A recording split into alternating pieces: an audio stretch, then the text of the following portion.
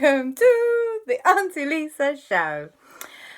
What should we do a story about today?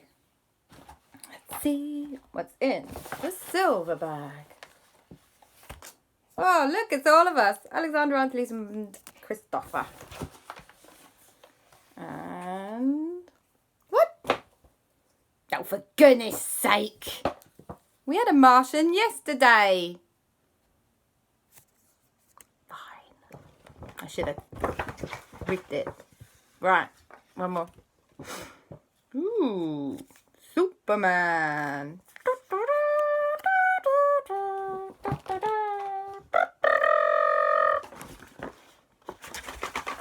Give it a good shake.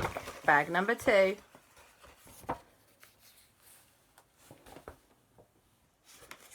Captain Barnacles! I'm sure we had him yesterday as well. I promise you there are other things in. Oh, a T-Rex! I think we've officially had a T-Rex for a little while. Right. I replaced all the places. Oh, no, this is a random thing. Sorry, random things. Oh, why the least ants?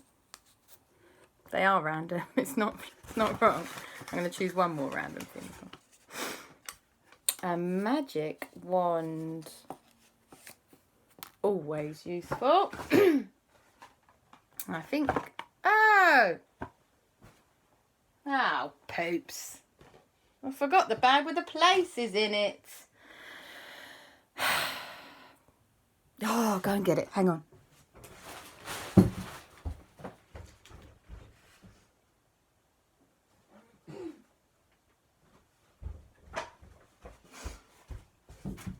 I'm back.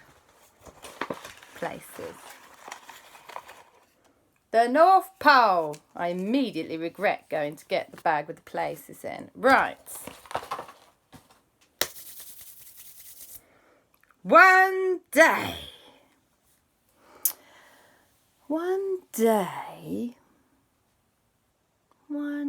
Aleksander, Aunty Lisa and Kristoffer decided, which they've been meaning to do for a while actually, to pop over to the North Pole and just see what it's like. Is it really, really blinking cold?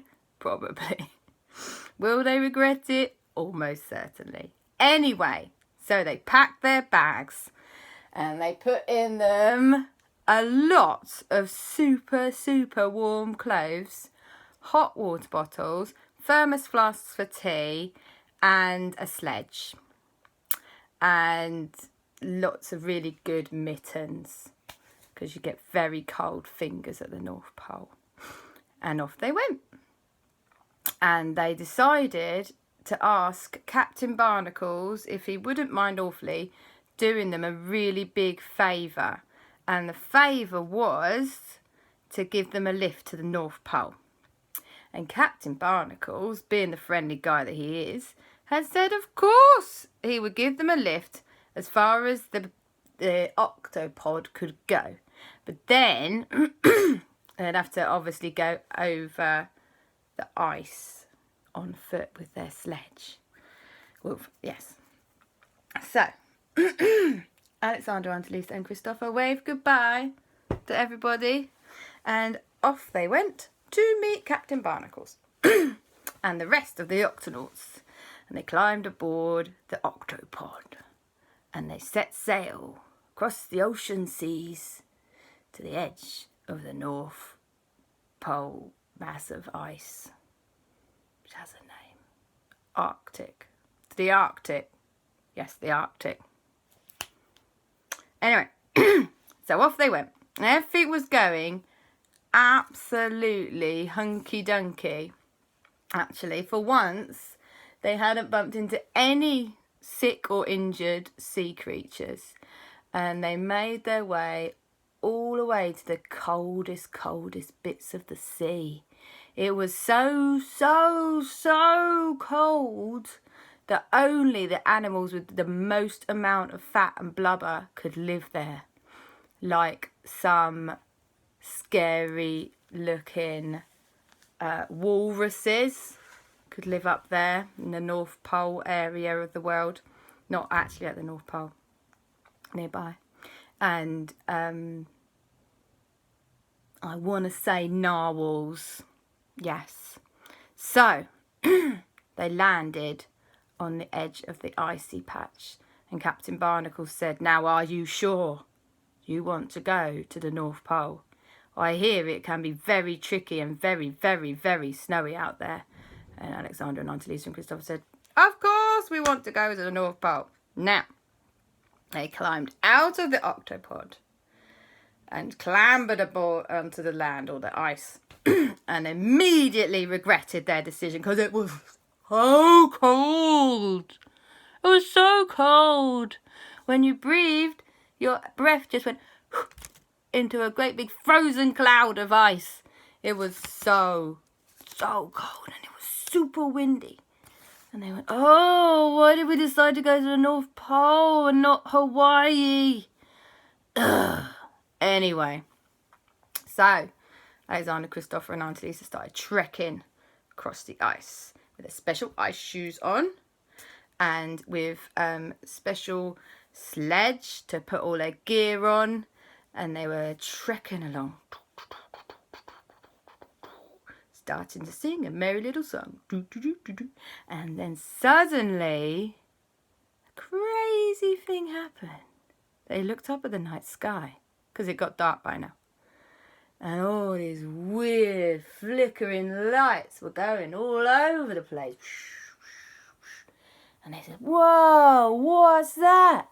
And Aunty Lisa explained that must be the Northern Lights that we'd read about once. Wow, it was the most beautiful thing that any of them had ever seen. And Aunty Lisa stopped regretting trying to go to the North Pole. And then they set up camp for the night.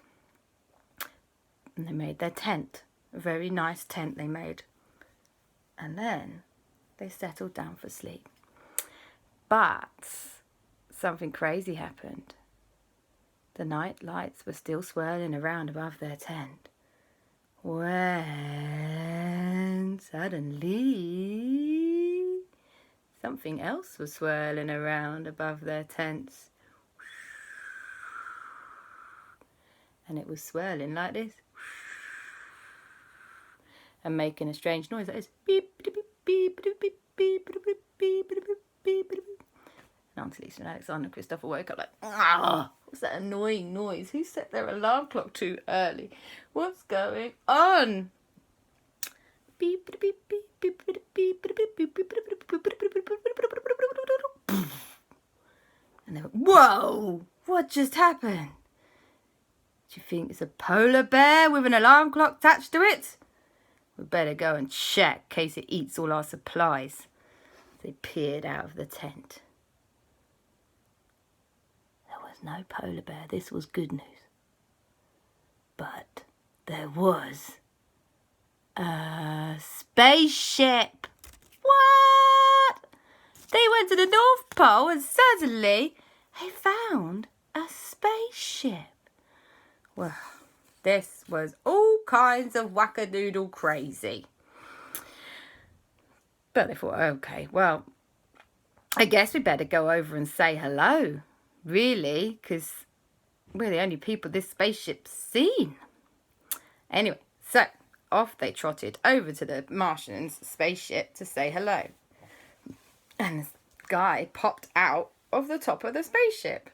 And it said, "Hello! How are you?" And Aleksander, Kristoffer and Aunty Lisa went, "Haven't we met?" They went, "Yes, we met last time. What a story."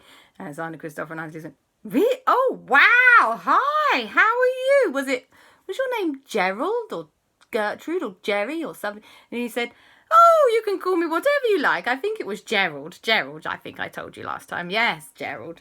Anyway, would you like to come and see my new improved spaceship? It's got all kinds of amazing things inside."